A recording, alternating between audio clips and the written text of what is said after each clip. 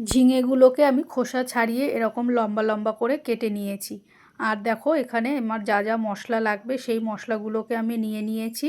এবার মশলাগুলোকে এক এক করে মিক্সিং জারের মধ্যে দিয়ে আমি সামান্য জল দিয়ে এই মশলাটাকে আমি বানিয়ে নেব। খুব মিহি করে মশলাটা বাটতে হবে। আর এবার কড়াইতে কিছুটা তেল দিয়ে দেবো, দিয়ে 1 চামচ মতন কালো জিরে ফোড়ন দেব।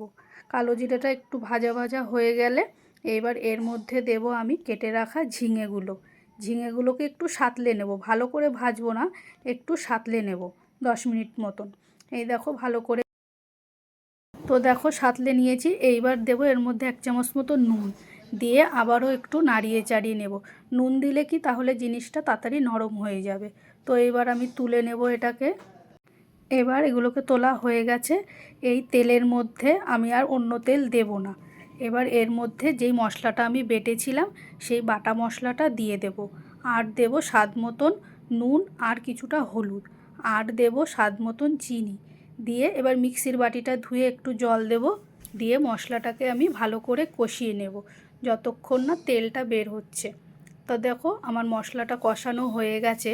এবার এর মধ্যে দেব আমি ওই সাঁতলে রাখা ঝিঙেগুলো দিয়ে বেশ খানিকক্ষণ নাড়িয়ে চাড়িয়ে নেব। তোমরা একবার এইভাবে ঝিঙেটাকে রান্না করে খেয়ে দেখবে, দারুণ লাগে। এবার এর মধ্যে আমি পরিমাণ মতন জল দেব, দিয়ে আর একটু নাড়াচাড়া দিয়ে ঢাকনা দিয়ে ঢেকে 10 মিনিট রান্না হতে দেব। 10 মিনিট পর ঢাকনাটাকে খুলে আবারও একটু নাড়িয়ে চাড়িয়ে দেব। তো দেখো বন্ধুরা আমার এটা প্রায় হয়ে এসেছে। দেখো কীরকম মাখা মাখা হয়েছে। এবার এর ওপর থেকে দেব একটু কাঁচা সর্ষের তেল, দিয়ে আবারও একটু নাড়িয়ে চাড়িয়ে দেব। তো বন্ধুরা তোমাদের এই রান্নাটা কেমন লাগলো আমাকে অবশ্যই কমেন্টে জানিও। আর যদি আমার এই রান্নাটা ভালো লেগে থাকে তোমরা অবশ্যই একটা লাইক ও শেয়ার করে দিও। আর সাবস্ক্রাইব করতে কিন্তু একদম ভুলো না। দেখো আমার রান্নাটা পুরো রেডি হয়ে গেছে। টাটা।